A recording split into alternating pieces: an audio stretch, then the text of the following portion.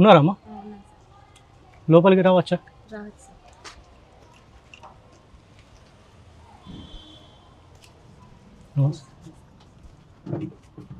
కొన్ని వాటర్ ఉంటాయి సార్ తాగడానికి.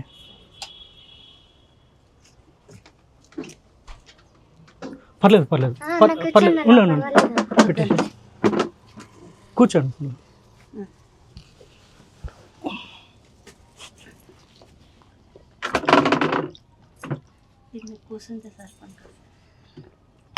పర్లేదమ్మా.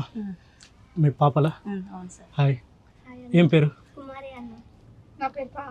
శరత్ నా పేరు. బాయేనంతా? ఇల్లు బాగుంది మీది. ఇల్లు కట్టుకోవాలా? అంతే, మొత్తం అప్పుడు వేసాను కదా, ఖరాబ్ అయింది కొంచెం, మేము ఇబ్బంది ఎదుర్కోవాలన్నా అనేసి. ఈ వర్షాలకు కూడా ఎక్కువ ఇబ్బంది అవుతున్నది కావచ్చు. ఏం చేస్తారు మీరు? మేము సిమెంట్ పని ఉంటే చేసుకుంటా, లేదంటే మీ వారు లేరు. చనిపోయారు. చనిపోండో బతుకున్నాడో తెలియదు. 12 సంవత్సరాలు అవుతుంది. ఇంత పిల్లలు అప్పుడు వెళ్ళిపోయిండు.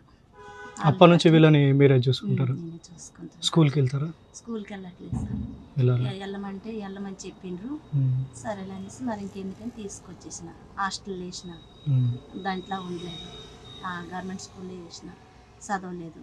మరి వాళ్ళకి మైండ్కి ఎక్కలేదు, ఏమో ఏజ్ కొంచెం పెద్దగా అయింది కదా, మరి వెళ్ళమంటే సర్లే అనేసి ఉంచిన. ఇప్పుడే మొన్నటి కాండి ఒక ఇంట్లో పెట్టిన పాపని, ఒక 10,000 అంత ఇస్తామన్నారు. సరేలేండి అన్న. పని చేసుకుంటున్నారు ఇద్దరు, అంటే మీ మమ్మీకి హెల్ప్ చేస్తున్నారు మీరు ఇద్దరు వర్క్ చేసుకుంటా? అది నాకు కూడా ఈ మధ్యన పని లేదు, ఇట్లానే ఖాళీ కూర్చున్నాను.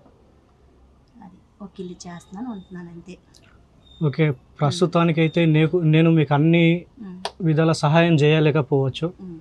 నాకు వీలైనంత ఏమైనా సహాయం చేయొచ్చా మీకు? ఇంట్లోకి పిలిచి నీడకు కూర్చుని మంచిగా వాటర్ ఇచ్చారు కాబట్టి నాకు తోచినంత సహాయం నేను చేస్తాను, సరేనా?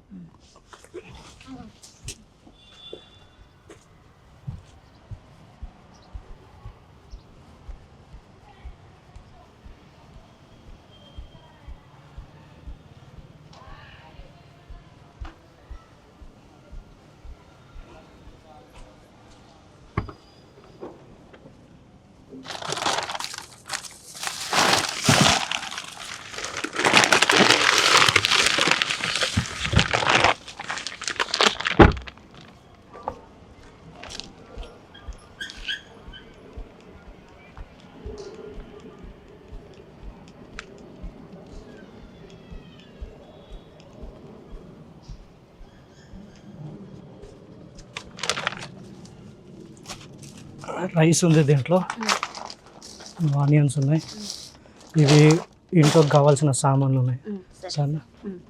నాకు తర్వాత ఏదైనా వీలైతే నా వంతు సహాయం నేను చేస్తాను. ప్రస్తుతానికైతే ఇవి తీసుకుంటా సార్.